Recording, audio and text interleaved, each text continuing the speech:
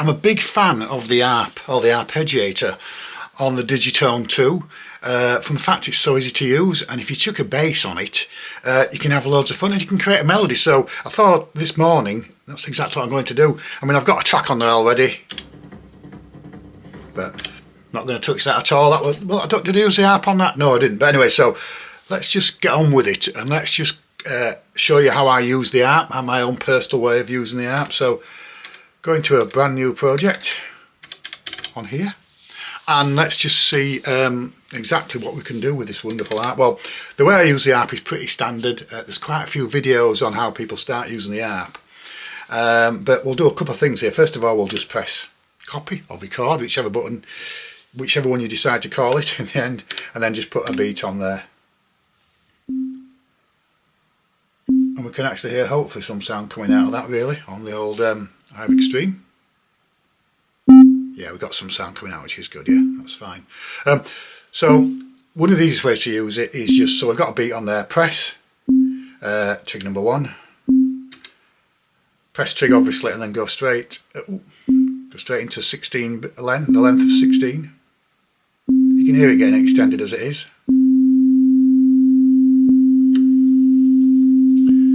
Nice exciting monotone. How can a monotone become fantastic techno and industrial dance? Don't know, but let's just enjoy ourselves. Let's just go and put a beat on there.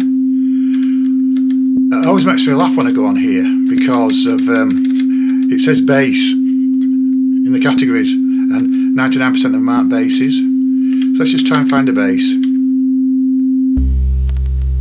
Suppose it's a bass. Ooh, what's that?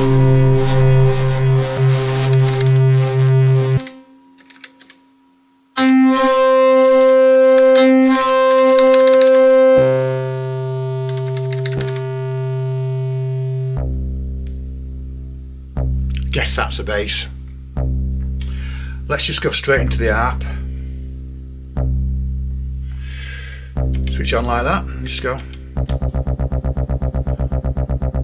Interesting. FX. And that really is created the start of a track. You know much like saying starting the starts of tracks, don't you, really? Right, I've just put 4 on the floor on track number 9. And let's just find a kick.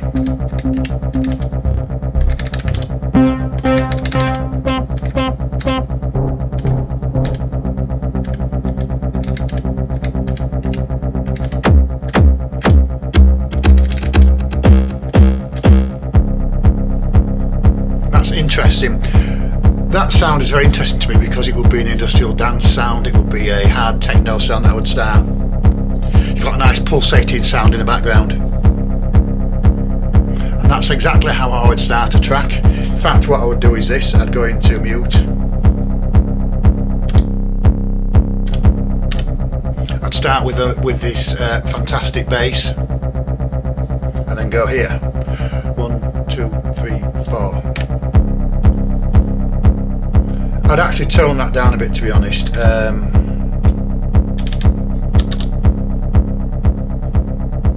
But it's still an interesting start. And if you think if the kick out completely, you are waiting for something just to drop in there. I mean, you can shape it yourself anyway by going into the filter.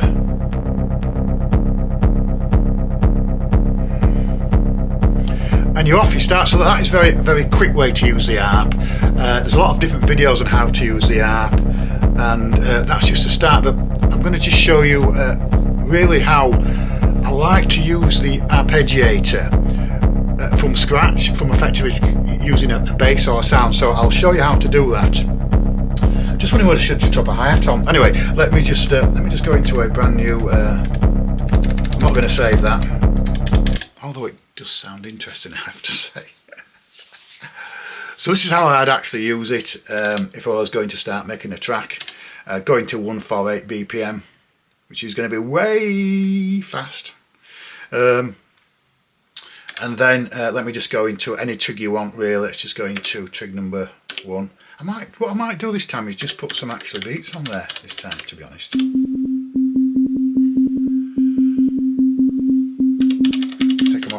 So I've just got a beat going there. Let me just go and go into the ARP, which is going to be function and ARP. Just switch it on, and you can just start to bring your own little sounds up there. Go into the trig itself, and then make sure that it's actually 16 long.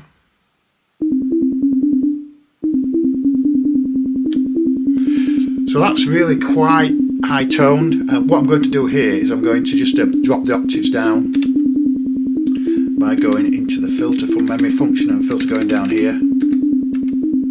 Going down an octave, hopefully you can see all that okay, I'm sure you can hear. So that's more like it. If you go one more octave lower, I think it's too much. Let's just go into the synth itself and then just start to, or the FM synth, and start to reduce things. Remembered one thing from yesterday, these are operators, I think, from memory, the operator B, A, B, C, and the FM works by them basically controlling each other, by basically B controlling A controlling B, or working that way. I'm sure somebody will tell me otherwise, but let's just go into let's just drop it down. Let's just change. So you've now got a bass there.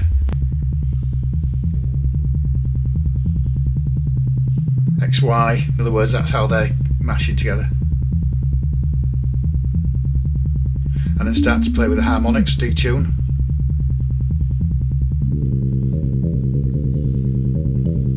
Now you're getting something a bit more interesting there. That's very fast, but it's really how I'd start a track.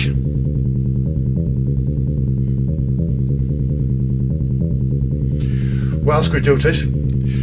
Shall we, well, let's go into the second part of the synth and see what happens when we turn up level.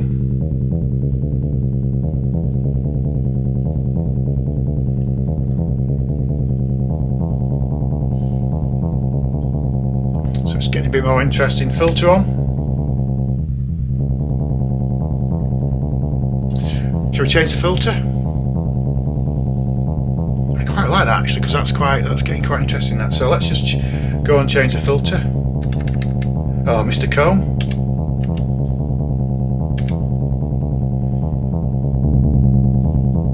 Immediately.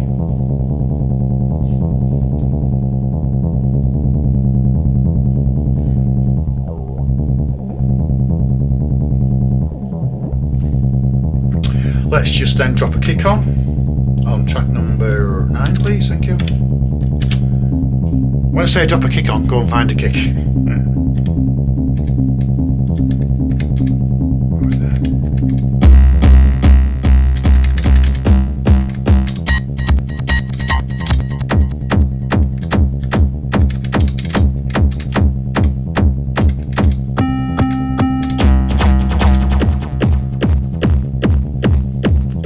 Got something going there. I won't say that was a perfect kick, but it's something very interesting. So we've now got the ARP liveling up a bit, haven't we?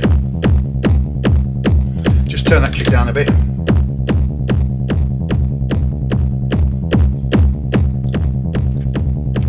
In the ARP you can go back into track number 1, and that's just, you can actually shorten the actual ARP length.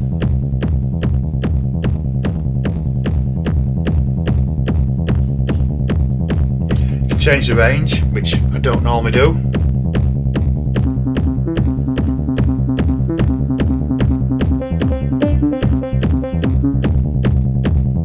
I don't change the length at all. So that's one way of starting a track. We can play with the synth a bit more if you want. Oh, now that is industrial and dirty. So if you're thinking about starting a track, what, in less than 5 minutes, I don't know what's the timer saying, 9 minutes, put a track on its way. That heavy thuddy kick, let's put a hi-hat on, which you know I have fun with hi-hats on here.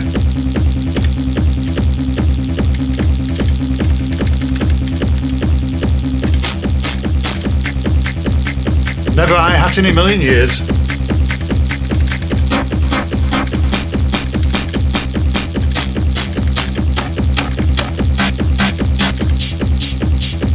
Almost. Oh, that is a hi-hat. Even though you can't possibly hear it.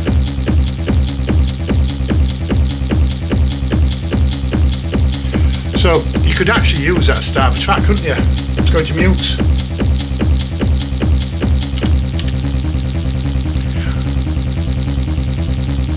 Let's go.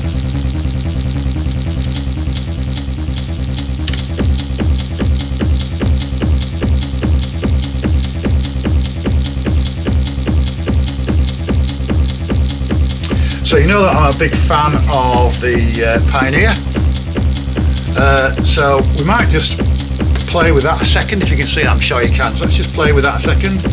Let's just put some echo on. Low pass filter.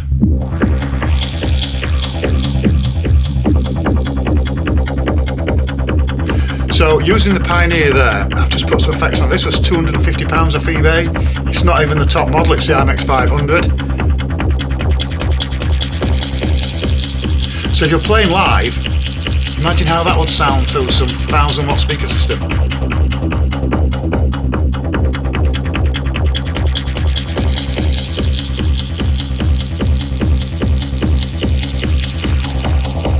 Spiral, never know what spiral is, but here we go.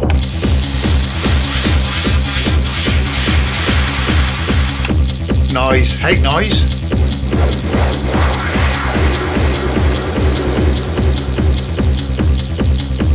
Zip just zips it up.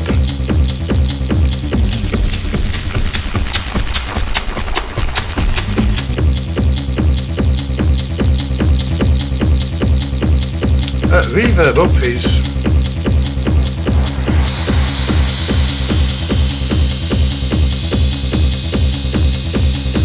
let's go back to LFO.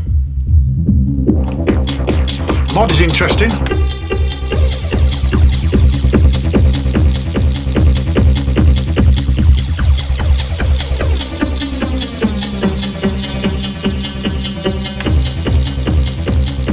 I don't tend to use this side because I've already got everything on there in here.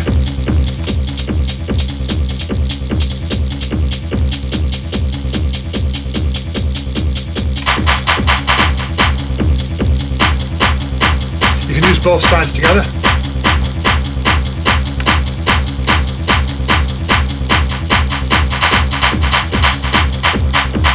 Kick.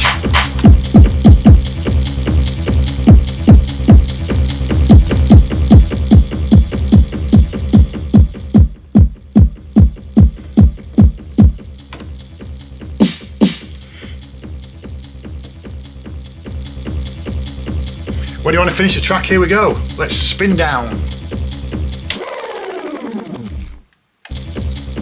Echo down. Oh, vinyl. That's echo. So I hope you've enjoyed this bit of fun with my Dawless support and help and just trying to help people get the Digitone too. Try the Digitone one, it's just as much fun. You've only got 4 tracks, but it's about £350 on eBay. This was about 750 from Music Matters in Preston.